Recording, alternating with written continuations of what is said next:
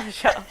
Told you I'll be in and out. Good afternoon, everyone. I'm GoLocal Live contributor Chelsea Gay here in the Navigant Credit Union Broadcast Center. Already having fun with Allie Innes from Bin 312. Thank you for joining us today, Allie. Oh, it's my pleasure. Anytime I can talk about champagne. I know, yes. She's a self-proclaimed champagne nerd, right? Oh, absolutely. That's the title officially, I think, that you have. Yep. So what more of a fitting time to talk about champagne than when we approach New Year's? I think everybody just decides that they need to drink champagne for New Year's. It's like the national drink of the holiday. So wanted to bring you on, as you are like the resident expert in the champagne world, to talk a little bit about kind of some trends in champagne you're seeing this year, some awesome bottles. I know you brought me a couple, and maybe just chat about some others that you have at Bin 312 and talk about the place in general, the wine cellar, because I hear it's pretty awesome. Yeah, so Bin 312, we are located on South Main Street at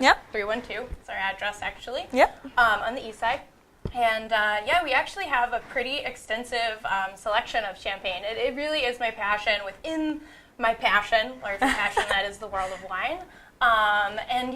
Honestly, there is no better time to be a champagne drinker than right now. Yeah. And December 31st is actually National Champagne Day. Awesome. So we do a free public tasting from 1 to 4 p.m. where we'll actually pour 4 different champagnes for people to try.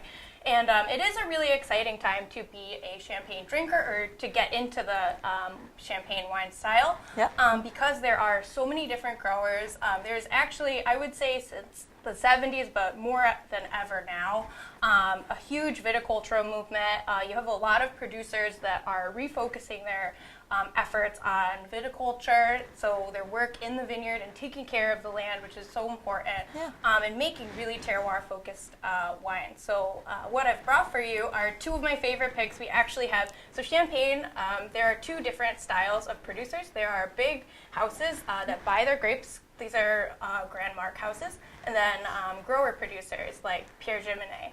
And these are very small farmers that grow their own fruit and make their own wine. Okay. So this here is the grower champagne, and that is made from a vineyard that grows their own grapes and produces it within the same location. Yes. Okay. Exactly. And then this is from like a larger champagne house, still delicious, but it can be from any region. Yeah, it can be. So there are 4 dominant regions in Champagne, and Louis Roederer has vineyards in all of them. The other interesting thing, though, that I wanted to point out is that, Champagne, at least in the wine world, the dialogue about Champagne has really focused on grower producers, and that's spectacular because these are actually like very small individuals, and we are so fortunate in the United States. Importers do a lot of this work, and they find us the best of the best. So right now we are really living in the moment. You have lots of champagne, exactly. But there are big houses like Roederer. Roederer is actually the biggest. They have the most organic and biodynamic vineyards, and out of all of the big houses, they actually own the most of their own vines. Okay. This particular wine is actually the only wine that they make that is not made with their own fruit. So it's really exciting too. Okay. And the other reason why I selected these 2 are there's such a breadth of styles in Champagne. So the Giminet is actually going to be made with 100% Chardonnay. And then the Roederer Brut Premier, this is made with a blend of Pinot Noir, Pinot Meunier, and Chardonnay. There's a little bit more Chardonnay than Meunier, but that's okay. That's okay. And the styles are just total polar opposites. So the Giminet, this is like what I want to pour at the beginning of the meal, right? Or with oysters or sushi. Like, it's got really tremendous acidity, and that's because it's made with Chardonnay. It's a Blanc de Blanc, what the style is called. And these wines, because they have such tremendous acidity, they just are so good at the beginning of a meal as an aperitif. It really gets your mouth watering. You start to salivate, gets you ready for the next course. Ready to eat. Exactly. Yeah, exactly. absolutely. That's where my mind is always at. Eating, yes. What do I eat next? Exactly. Okay. And then the Roederer, so 2 things about the Roederer in this style of champagne. It's definitely a fatter, richer style. It's made with quite a bit of red grapes, so the Meunier and the Pinot Noir. This adds that richness to it. The Pinot Meunier is known for its fruitiness, its viscosity, and then Pinot Noir, on the other hand, has these really intense, umami, really savory notes. So, this is very approachable and I think appealing to many, but also like this with like roasted mushrooms or even like, dare I say, like pork belly or steak, like red meat, you're going there. Well. Exactly. So, as we touch upon champagne trends, I think we're really starting to see people that are thinking outside the box at restaurants and doing full champagne pairings with meals. We're actually going to talk to one of them next, and finding a way to pair champagne with something like a steak, which you wouldn't normally see before because of the influx of new options. Absolutely. So, yeah, I think that's really, really exciting. So talk to me a little bit about the price points of these two champagnes and maybe some others that you may have in the store as well. So that's the other thing that's great about champagne. I think that it's really like an affordable luxury, right? We talk about champagne and we hold it in the same regard as we do like fine Bordeaux or really nice Burgundy. It's a celebratory drink in most cases. Yeah. But actually compared to the most expensive versions of Burgundy and Bordeaux, champagne is actually a value product if you think about it. So both of these are, so this one is $60 and then this one is around $90. Okay. But we actually have, our champagnes start at $33. And they go up to Louis Roederer's Cristal is the most expensive bottle. Yes, the that Cristal. They can exceed $200, $300. Yes. But that being said, there really is something for everyone. Okay.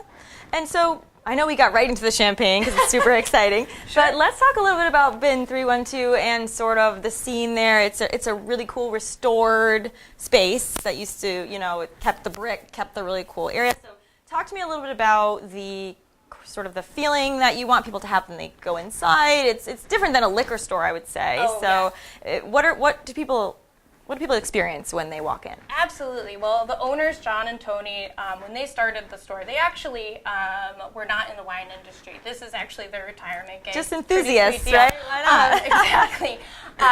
But they were collectors. And they had a pretty tremendous understanding about wine going into this. But just in their own experience, when they decided to open a store, it was really, they wanted to create a very welcoming environment, and they wanted to create a type of store that would facilitate learning and kind of spark like a dialogue about wine, which is exactly what we do at Bin.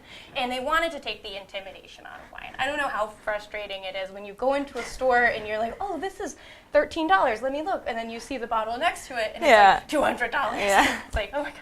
And the descriptions are tough sometimes. Exactly. I don't know, Exactly. So we actually, our primary focus is on tonight's wine. We have a really large breadth of wines that are under $20. Okay. It comprises the whole center of the store, and it's really fantastic. So people come in. It makes shopping at Bin 312 very dangerous. But you actually get a bin to put it. You need a bin for all your wine. Yeah. Back the truck up. Exactly. But yeah, so we definitely have like quite a lot of wines that are under 20, but they're not, commodity wines. A lot of them are from kind of off the beaten path regions, maybe from esoteric varietals, from very small like farmers, and just like very small artisan producers. And they're not organized by region or varietal.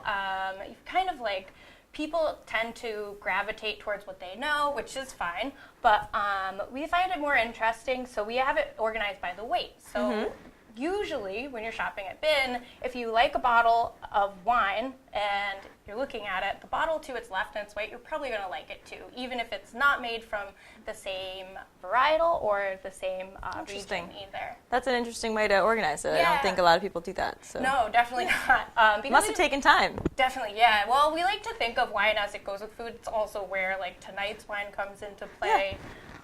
It's like the Dewey Decimal System of wine. Exactly. So you guys actually have a tasting tonight. You have them every Thursday at 5. So talk a little bit about that. That's something where people can come in and there's sort of different feature wines every week. Is it something that how is that organized and what can people expect when they come in for a tasting? Yeah, so every Thursday from 5 to 8 p.m. It's really casual. You can come up whenever you'd like. But we select between 4 and 5 different wines. We also sometimes do spirits. And typically these wines are a collection of things that are new to the store or we're really excited about that we want people to try. And so, yeah, it's really casual. You can come in and taste, and we usually have a couple of like hors d'oeuvres out, so you can get a sense for how it's made. And I'm actually a certified somm, so I usually do the tastings and do a little bit of education, but it's really casual. You know, you can ask questions if you'd like, or just sip and relax and get the whole experience. Allie's being very polite about this. She's the 2018 Eat, Drink, Our Eyes Sommelier SmackDown champion. So. That's a big title, I think. It's actually a lot to say. It is. I actually was the only retailer to participate in the event, and I was actually the only female to participate, so major girl power. And what was it a pairing that you paired, they had a dish, you paired a wine, and that's how, tell me about that. What was that? I'm curious, I don't know. There were 3 different segments to the event. There was a theory exam, so an actual test, which I had the highest score on. And then there was a blind tasting component, which was live, so no pressure, a lot of pressure. And then the grand finale, we each got paired with a local chef. I was so fortunate to get Ben Sukol of Birch and Oberlin. Oh, wow. Oh, so my gosh. The food was amazing. Incredible. Yeah, of course. So, yeah, definitely, I think I had a little bit of an edge there. But we had to come up with a pairing. And I really have, in my heart, I love these aromatic white grapes that are kind of forgotten. So I picked a real weird one. And people really loved it. It's called Scheurebe. Interesting. I've never heard of it. But if you ever find one, definitely try it. It's usually always really good. Do you have them at the store? We don't have any right now. They're actually pretty hard to find. Interesting. You can believe it, Interesting. Yeah. So one more quiz question, as you are a sommelier. I have a question personally on champagne and the effective age. Does it really matter on champagne? You know how red wines, you're always looking for a vintage year. In champagne, is it something that it's bottled and you drink, or does age really go into the taste as much as other wines? Well, a lot of producers they're bottling it. So in champagne, you have to age your wine, right? For just like a bottle like this that doesn't have a vintage, it has to stay in the bottle for 1.5 years before it can be released. But a lot of producers hold on to their champagne a lot longer than that, and then they'll disgorge them, and then they'll actually hold on to them for even longer. So it might be years, decades before they release it. Maybe not decades, but it can be quite a number of years. And typically when they are releasing them, I think that the majority of these producers are intending for them to be consumed in the next 1 to 2 years. Yeah. However, there are a lot of champagnes. This is like your prestige cuvées, your tête de cuvées. Think like Dom Perignon, Roederer's Cristal, the Comte de Champagne from Taittinger. These are the best wines that these houses are making, and I think that they really can age. There are a couple of different schools of thought that tend to disagree on this, but I think that some of them do have a lot of staying power. I will advise to anybody, though, that is aging champagne, what inevitably happens is that over time you do have a loss of bubbles. So as your effervescence and the bubbles goes are down, the best part. your wine does mature. I know it is the sparkle, right? But it does. I mean, especially for these. I shouldn't even say like just Chardonnay, but I love Blanc de Blancs that have some age on them. They really tend to remind me of like white Burgundy. Okay. And to put you on the spot quickly, the cheapest price point champagne that you would recommend if someone's going to go out and buy a quick bottle for New Year's, and also the most expensive. Oh, sure. So we have one. It comes in through Teuton called Louis de Sassy. This producer is in the Aube. It's actually a region that's disconnected from the heart of Champagne, but they make incredible wines in the Aube, and they usually come with a lower price tag. Nice. And Sassy, their focus is on producing affordable champagnes. It's kind of like the gateway drug into the world of champagne. So I usually try to get people to buy those. Okay. And that's the $33.99 one. Okay. And I don't even think you have to spend a lot for a great bottle. I mean, you can definitely get a bottle of Dom at the shop, but I like the Perrier. That's the one. Exactly. Yeah. Oh, nice. Yeah. Yes. With the flowers on the bottle. I think I'm just like attracted to the flowers. Yeah. It's really beautiful. But some of my favorites, we have one right now at the shop that is just so crowd pleasing. It's from our Dumont. This is another really small grower producer. Okay. This comes in through Wine Wizards, and it's a Solera champagne. So it's actually, they started this tank in 1991, 1992, and they add fresh juice to it every year. They didn't make a bottling of it, though, until 2010. So they had a pretty tremendous amount of reserve wine going in. Okay. And this wine has just these really heady kind of umami-driven notes. So savory, it's so rich, but it has a lot of freshness too because there's fresh juice added every year. And that one is only $50. There you go. I salivate while you talk about wine. I don't even know like what your umami. Every time you say umami, I'm like, okay, yeah, sign me up. I'll eat that. Exactly. Well, thank you, Allie, for joining me. It doesn't even seem like 15 minutes flew by. Yeah. So if anybody wants to go in and chat more with Allie, go and check out Bin 312 at 312 South Main Street, right around the corner from here. We thank you so much for coming on to talk champagne with us. And if anybody wants to go out and grab some champagne before New Year's, go tonight because there's a tasting. So you can sip on some wine, buy some bottles of champagne, and talk to Allie here, who is a wealth of knowledge on all things wine and champagne, and the SmackDown champion, sommelier. So, Allie, thank you so much for joining us. Thank you for having me. If you love champagne, stay tuned because we are going to be talking to the Ocean House next about their Veuve Fondue Express, which is pretty awesome. I don't know if anybody's seen it on Facebook. And we will have Jonathan on to talk a little bit about what that is.